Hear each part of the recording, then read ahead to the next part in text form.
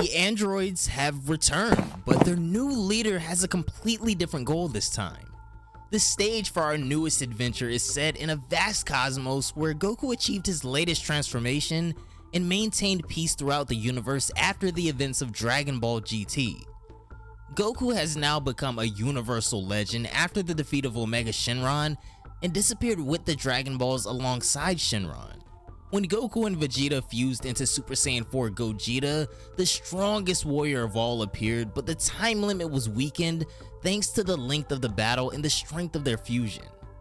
Goku's Super Spirit Bomb, however, was the key to their victory, and the evaporation of Omega Shenron spelled the end of their battle. This is a fan-made manga called Dragon Ball AF Mirai, and the wish to restore the innocent around planet Earth has been granted, along with Goku taking off with Shenron to the outer realms. A new journey has now begun, but an unexpected nemesis has returned. During Goku's battle with Android 17, Dr. Gero was able to access the secret laboratory that Goku and his friends didn't manage to destroy in their fight against Androids 13, 14, and 15. Now, because of this, Dr. Gero uses his knowledge to manufacture one last trump card against Goku and his friends. Before we hop into the rest of the video, don't forget to drop a like and be sure to subscribe to catch the next chapter here. But without further ado, Gero's Lab.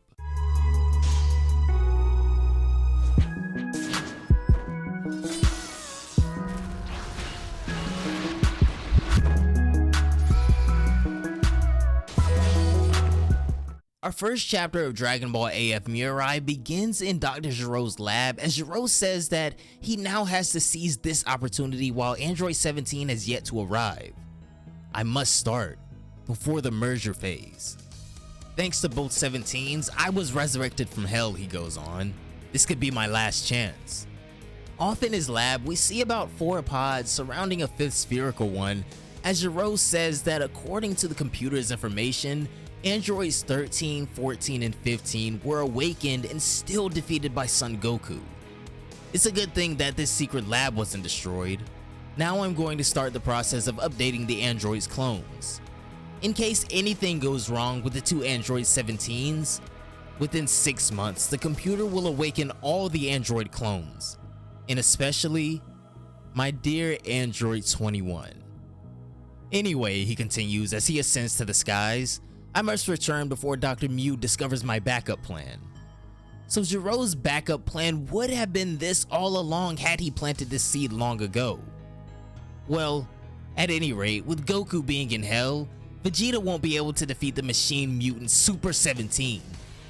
Back at the battlefield while Goku was trapped in hell in this saga, all of his friends fought against their past enemies, but to everyone's surprise, this is when something unexpected happened.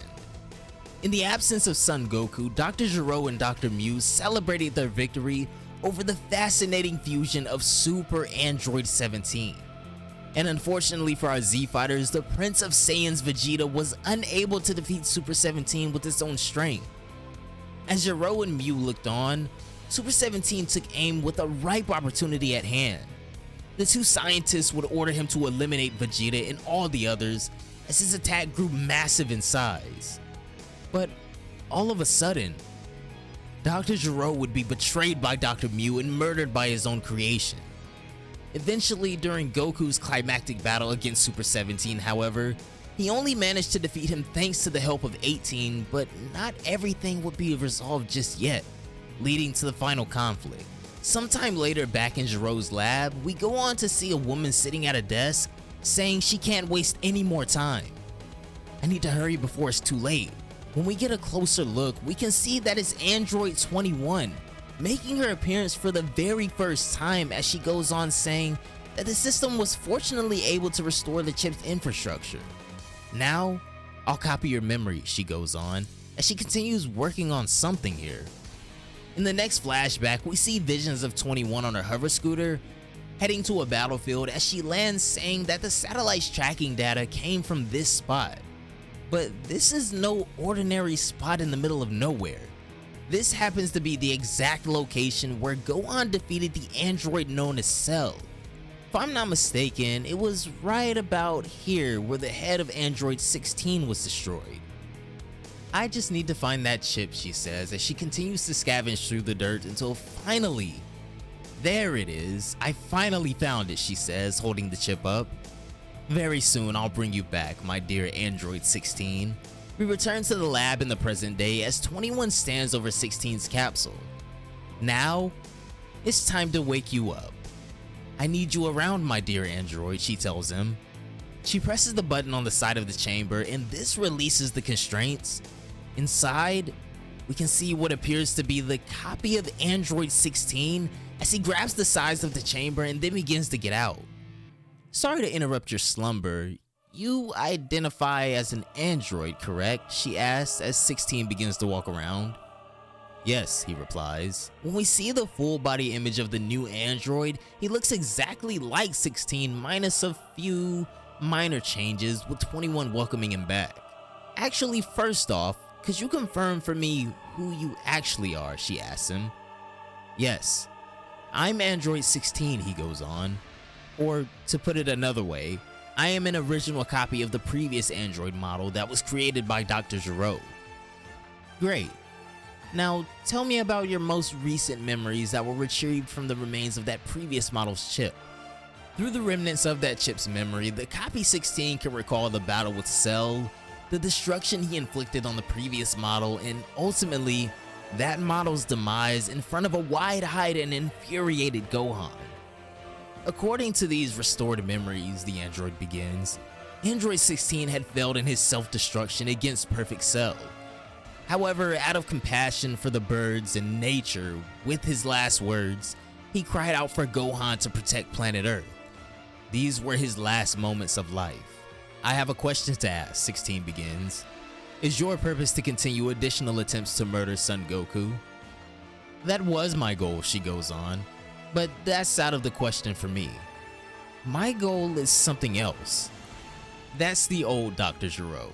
He created the secret underground laboratory where androids 13, 14, and 15 were awakened to eliminate Son Goku, but they were all ultimately defeated by him and what, 16 cuts in as the androids carry on. Well, according to the computer's data, she continues, 6 months ago, Dr. Gero was brought back to life from hell with the goal of activating all of the clone androids. However, he ended up programming something else in case he died. And so the problem was thrown on my back, she concludes. So this explains Dr. Gero's trump card as 16 asks, does her concern mean that he's needed to help her solve this problem that risks endangering the life of this planet? Well, I take it that you'll also need Son Goku's help too, he carries on. But on the contrary, she denies this somewhat, saying that Goku actually disappeared 6 months ago as well. I believe he sacrificed himself to protect the Earth or something like that. 16 goes on to say that he understands, but his internal computer states that she has enough energy to destroy all of the clone androids. Well, the reason I can't fight, she tells him, is due to a malignant persona deep inside of me. I can't let it seize control. That's why you're here. Your new goal is to help me. However, there are two people who can help us solve all of this, and perhaps it's for the better too even, she tells him. And these people could be, 16 asks suspiciously, but they both knew very well who she's mentioning. Exactly the ones you're thinking of, she says. It's androids 17 and 18. Off in a mountainous overpass, we see a truck driving lumber down a country road as the person inside mentions, what a drag. So it won't work after all, they say. Inside, we see Android 17 in the driver's seat with one arm out the window saying that the road is full of snow. If I keep going at this speed, the truck will end up tipping over. So have you decided you're really gonna take that offer? His partner number 8 says from the passenger seat as they continue riding. 17 mentions that he's actually glad he brought that up. Yeah, I thought about it. I'll accept the offer, he tells him. I hope you don't have any issues in that forest, number 8 says. I've heard that the animals there are in the sights of hunters and need protection. 17 tells him that this won't be any problem for him, however, so no need to worry too much. Well, changing the subject now. You could visit 18 and introduce your family, which seems to confirm that at this point in time, 17 hasn't introduced the others to his new family yet. Do you really think it'll be that simple, he responds. I bet she hasn't even caught on that I've been resurrected yet. But 18 would be happy to know that you're alive, 8 tells him. Nah, you're completely mistaken, 17 replies. Won't make any difference if she knows I'm alive or not. But 8 denies that being the case. She definitely cares about you, 17. You gotta be kidding me, number 8. To her, I'm the man who murdered her husband. Of course she's gonna hate me, 17 says, as he remembers the events that took place prior to the period they find themselves in now. Number 8 tries to continue reasoning with him, but 17 is pretty sold on the idea that even though she's an android like them, there's no way she doesn't hate his guts.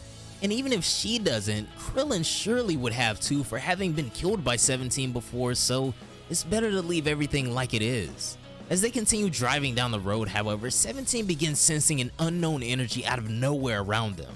Wait here and I'll go see what's going on, number 8, he tells him. 8 asks if he's sure he won't need any assistance, but 17 has the utmost faith in himself right now. However, he really doesn't know what to expect. Off in a nearby town, the people are being terrorized by what seems to be Cell Juniors who have been set loose, as one of the old men makes the observation that these look like that monster Cell from years ago. I didn't think I'd witness a face like that again, he says. Stay behind me, I'll protect you. He steps forward and challenges the Cell Jr., telling him that he'll face them to protect the lives of all of these people himself. Now, this old man is no slouch, seeming to be an ex-martial artist or something like that, taking a swing at one of the Cell Juniors. However, the mini-android knocks him away clean with a chop to the back of the neck. Damn it, the old guy says. I don't have enough strength to deal with him. We're doomed.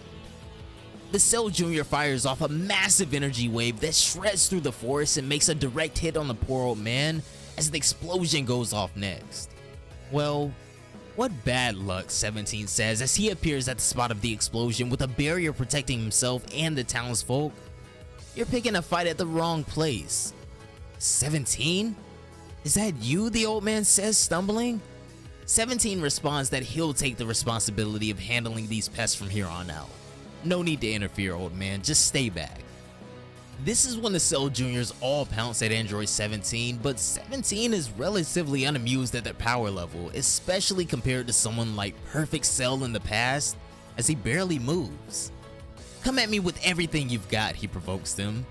17 easily begins dismantling the Cell Juniors as he battles them all at the same time, and goes through all of them without taking a single hit upon himself, showing his current power as he just slings them around.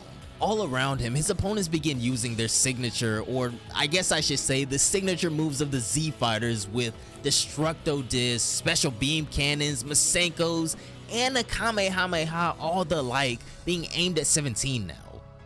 They release their attacks and continue pelting 17 with more Tri-Beams, causing bigger and bigger explosions.